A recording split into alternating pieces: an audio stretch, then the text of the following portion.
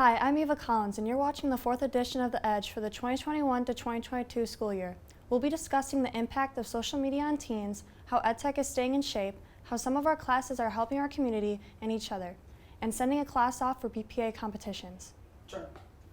In today's world, social media is more prevalent than ever before. The Edge's Tabatha Muntz takes a closer look at how social media affects teens.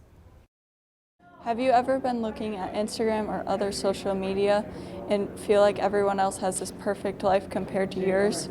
You're not alone. Right now, Facebook, now called Meta, is under fire for documents released by whistleblower. These documents contain research done by Facebook that shows how their apps like Instagram, WhatsApp, and Facebook can hurt teenagers' mental health. It depends. Like if I'm looking at a celebrity's post and they're like in a bikini or whatever, I might feel a little self-conscious, but if it's like my friend's post or like it's something good, I would definitely be more excited about it.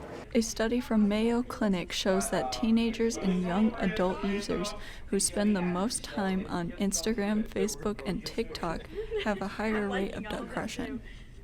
What we know is that as technology has advanced and social media has become part of everyone's life, that the number of diagnosed mental health issues has increased drastically. So the amount of individuals identifying as having an anxiety disorder has increased. The number of individuals that have self-identified as having depression or depressive symptoms have increased. And we know when these mental health disorders are present and not being treated, that the suicide rate is also going to increase along with that. But despite the research, people using social media do not see it as all bad. According to digital health care company Cogfit, 80% of the people say social media has a positive influence on their life. I think so. A lot of people look at social media as I can compare myself to everyone else around me, but I also feel like it's a positive thing at the same time. So despite the research, the reality is that teenagers are on social media and will continue to use it. Interesting question. My mind automatically goes back to parenting styles and techniques.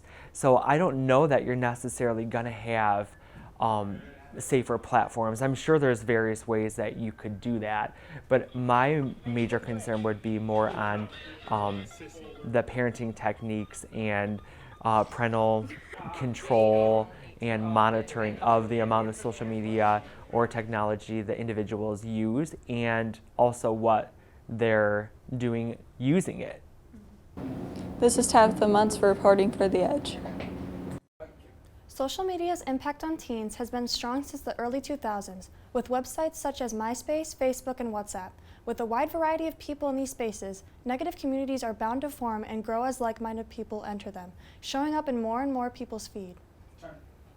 Fitness is very important for everyone, and here at EdTech we've been showing how we get our exercise. The Edge's Dominic Pirrone has more on that story.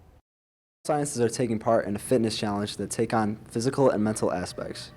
We're going to be looking at our water intake, physical activity, balanced nutrition, and mental health issues. Before Ms. Cowie worked in education, she was a full-time registered nurse, so she has witnessed the effects on physical and mental health on patients. The effects that I see of poor mental health: lack of sleep, increasing anxiety. Then they have poor nutrition because they're just grabbing things on the go, which will also increase to anxiety. That all trickles down. Sleep, social media, diet, all will trickle down, and it plays a huge role on people's mental effects. So if they laid off the sugar, got good sleep, depression, anxiety would decrease. She also talks about what would help teens who struggle in their eating habits. I would tell teens to lay off the sugar, to get more vegetables and more protein.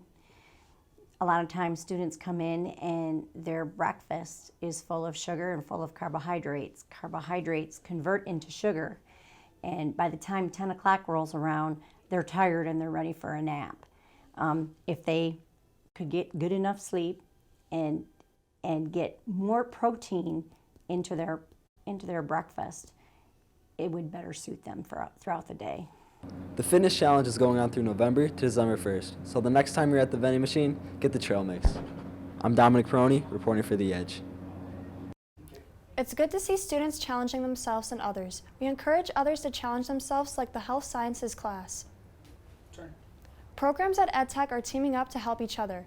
Welding and machining are using the skills they learned in class to work on projects for other classes in the building. So far this year, they have worked on projects with CAD, power sports, equipment repair, and automotive. It teaches a lot of good stuff that you need in trades, like basic hand skills with tools and measuring skills, and just like a lot of important stuff that you need in trades, I guess. Well, we do repair work for the power sports equipment class. We weld some of their frames for their machines. And the automotive repair class, we're building an engine stand right now. The process for building the engine stand is going well so far. Make sure to check out future Edge editions to see what other projects are happening around EdTech. Some of EdTech students have the opportunity to take their new skills into the real world to get some real-life job experience. Dustin Vaughan has a story on that. Did you know that some students are getting paid to go to school? Work experience through EdTech is offering students an opportunity in their field to get experience outside of the classroom, and sometimes are getting paid for it.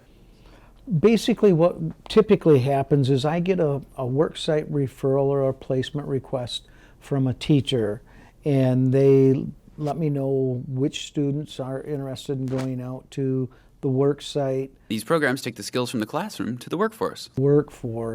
And expand their knowledge in their career field, as well as get practical experience, hands-on training.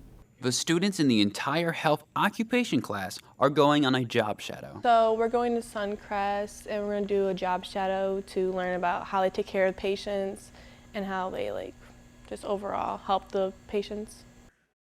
The students are happy to be going to Suncrest. It's like a whole field trip.